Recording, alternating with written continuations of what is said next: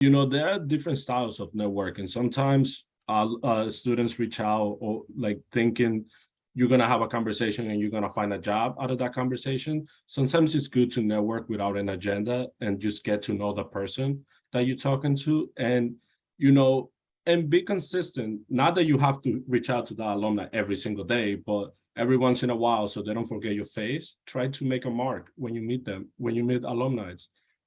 Try to ask questions, like questions that, we have to think about it, and questions that shows that you did your research before you came into the room. And we walk out like feeling like, what, that was a good person that I talked to. If there is an opportunity down the line, maybe I can help out. Once you have an opportunity to speak with the alumni, you got to do your research and you got to know at what level they're coming in. So, for example, if you're coming up to me, an associate, it's not the same to coming up to Caroline or to Jason, who are, pretty senior in their companies. That level of questions and research that you got to do is going to be a lot different. I set up an Excel and had the person where they worked in the last time that we spoke. And so it was easy for me to kind of identify when the last touch point had been, if there was a follow-up, if they mentioned something on the call, like their son's name was Luke and he was headed XYZ, you can kind of bring up those personal notes. So when you go back in 2 to 3 years from now and are looking for another job, you've already kind of laid the foundation. There are a lot of interactions you may have that aren't as intentional, but may yield unsurprising results. The way that I got my first introduction to JP Morgan was I was working for a swimming pool company one summer while I was at St. Lawrence, and I happened to clean the pool of a fairly senior person that worked at JP Morgan that I got to know. And I always did a really good job, and I always showed up on time, and I worked hard, and got to know him a little bit, and there was like a loose family connection. And later, towards the end of the summer, he told me, he said, when you are thinking about jobs after college, I'd like you to reach out to me. But know that even casual interactions and how you hold yourself and the things that you stand for and do can matter as well. When you reach out to alumni, not all of them say yes, but I will reach out and say, I'm a student. Would it be okay if I go shadow you, or would it be okay if I talk about your career? If I got $1 for every time I did that, I probably would not need a job. But not all of them say yes. And you got to get comfortable with that. Like if somebody doesn't respond to you, that's okay. Guess what? It only takes one person to say yes, or 2 people. Stay busy.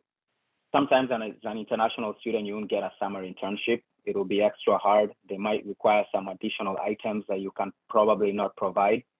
So what do? You just do whatever you get, even if it means working at the pub or something. I used to work at IT for the first 2 summers of my college career. When you go out to those interviews, you talk about it, and most people will see that as, some level of grit. You're willing to put yourself out there, whatever it is, take your task, do it pretty well. So just stay busy, stay consistent with that networking. Make sure you are aware, go to the resources we have on campus for international students.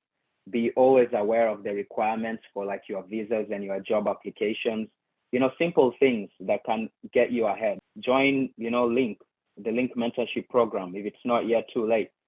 Do the New York City semester, do it a little bit earlier because, you need time. Time is against you. There's all those tight timelines that you have to accommodate in your job search. I think if you want to enter the world of finance, you need to go in with your eyes wide open and assume that there will be lots of roles for you, and not be too fixated on one particular, to use your words, narrow sliver of the finance industry. I think you'll find that it divides itself between client-facing roles such as sales, trading, research sales, trading on a trading floor, and perhaps working on the business roles, which could potentially be in Jason's operations right now or in strategic thinking. And so those are 2 different skill sets, but both require strong math skills, strong communication skills, interest in finance and current events.